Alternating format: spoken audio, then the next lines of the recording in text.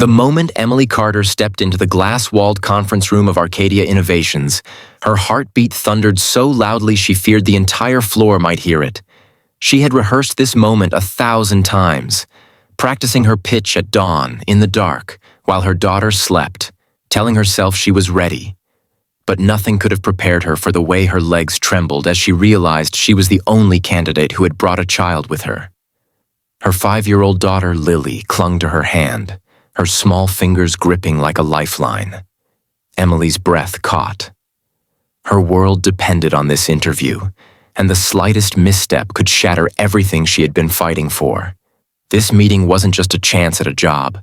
It was her last chance to rebuild a life that hardship had been threatening to bury. If you believe in kindness, second chances, and stories that remind us of the goodness still left in the world, please like this video, share it, subscribe, and leave a comment to support more heart-touching stories like this. Emily hadn't planned to bring Lily, in fact. She had arranged and rearranged babysitting at least a dozen times. But the sitter canceled at the last minute. Her car had broken down, and every neighbor she called was unavailable.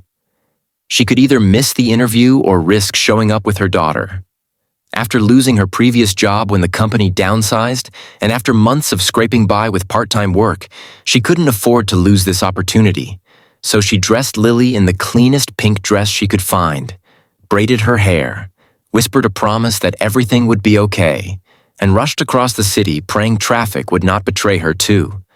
When she walked into the room and saw the CEO sitting alone, reviewing documents, calm and composed in a crisp white shirt and dark tie, Emily swallowed the lump in her throat. She didn't recognize him at first, though something in his eyes seemed strangely familiar, like a face she had seen during a fleeting dream. She apologized immediately for bringing her daughter, her voice cracking from the weight of embarrassment and fear. She expected irritation, judgment, maybe even dismissal. Instead, the CEO looked up with a softness that startled her. His eyes, dark, steady, searching, fell on Lily with a tenderness she couldn't understand.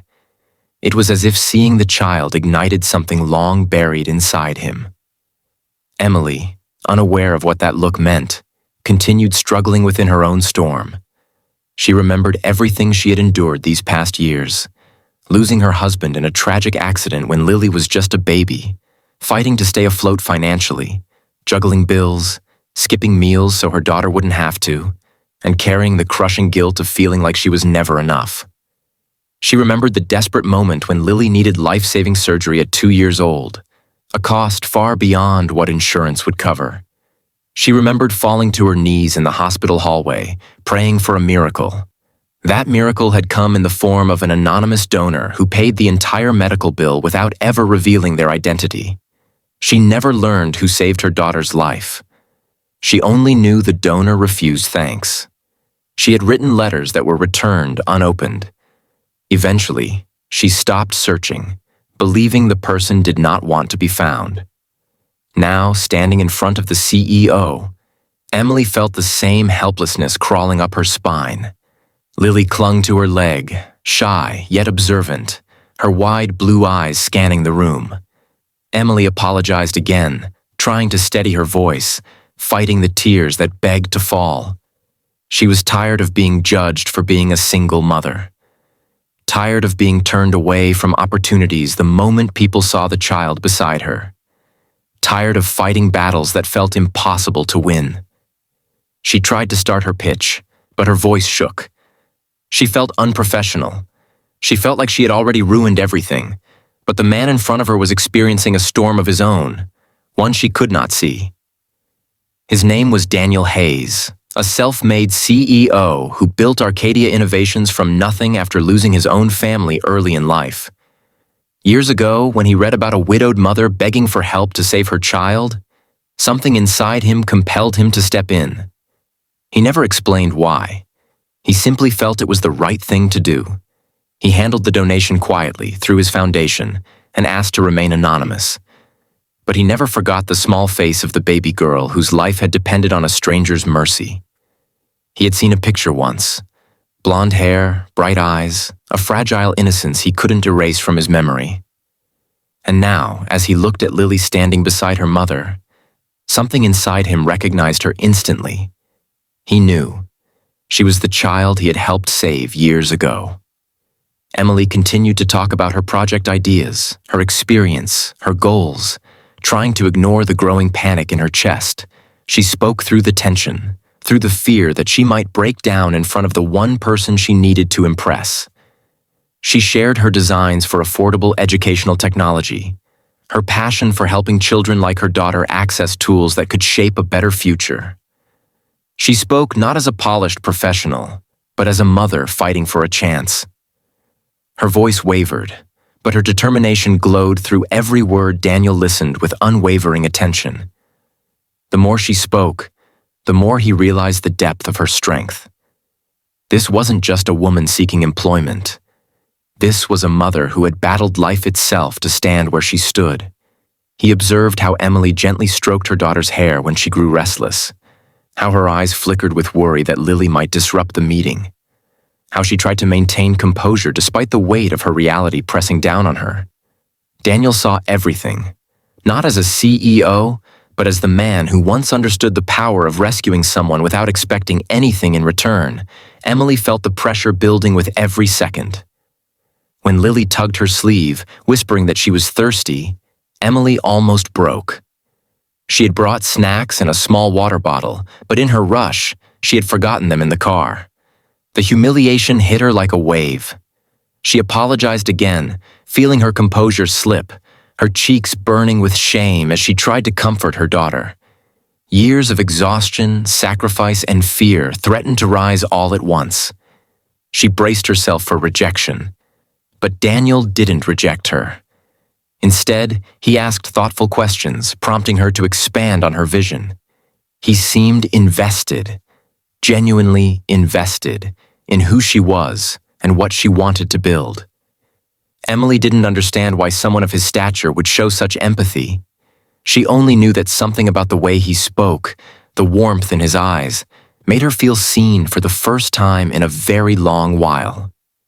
As the interview continued, Daniel found himself fighting the urge to reveal the truth he wanted to tell her, that she had nothing to apologize for. That her daughter had once inspired an act of humanity that changed his life as much as it had theirs. But he stayed silent, waiting for the right moment. Emily, unaware of the emotional earthquake unfolding in the man before her, finished her presentation with trembling hands and a hopeful heart. When she finally stopped speaking, the room fell quiet. Emily felt the silence stretch, suffocating and heavy. She prepared for the familiar sting of rejection, but instead of judgment, she saw a look of profound compassion on Daniel's face, a softness that felt almost unreal. He told her she had something the company needed. She had passion, resilience, authenticity, and a story that spoke louder than any resume. Emily's heart raced. She didn't dare hope. Not yet. Then Daniel offered her the job. Not out of pity, not out of obligation, but because he saw the potential in her that the world had overlooked. Emily felt her knees weaken as the weight of years lifted off her shoulders. Lily squeezed her hand, smiling brightly in the way only children can, completely unaware of the miracle happening around her. Emily wanted to cry, but she held herself together, overwhelmed with gratitude she couldn't express. Daniel didn't reveal that he was the donor. Not then. He wanted Emily to accept the job because she earned it, not because she owed him anything. But as Emily gathered her daughter and prepared to leave, Daniel felt compelled to say something. Not the full truth, but enough to let her know she wasn't alone. He told her she was stronger than she realized, and that sometimes the world repays kindness in ways we least expect. Emily didn't understand the deeper meaning, but something in his voice wrapped around her like a warm embrace. Years of suffering had shaped her, but this moment reminded her that hope often appears when we least expect it. She left the building with tears in her eyes, holding Lily's hand as tightly as ever, feeling something she hadn't felt in years. Real, breathing, life-changing hope. If this story touched your heart, please like, share, subscribe, and leave a comment. Your support helps us reach more people with meaningful stories.